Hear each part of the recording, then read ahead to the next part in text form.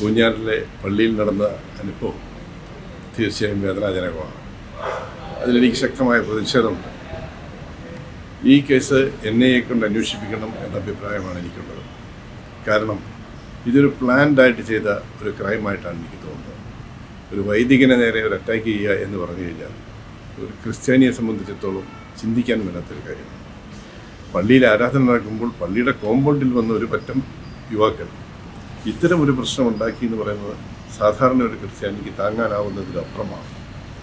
ഇതൊരു വികാരപ്രകടനമല്ല, മറിച്ച് സത്യസന്ധമായ ഒരു അഭിപ്രായമാണ് ഞാൻ പറയുന്നത്. അതുകൊണ്ട് ശക്തമായ നടപടി ഈ കാര്യത്തിൽ ഉണ്ടാവണം. ഇല്ലെങ്കിൽ ശക്തമായ പ്രതിഷേധവുമായി മുൻപോട്ട് പോകുവാൻ ഞങ്ങൾ തയ്യാറാവും എന്ന്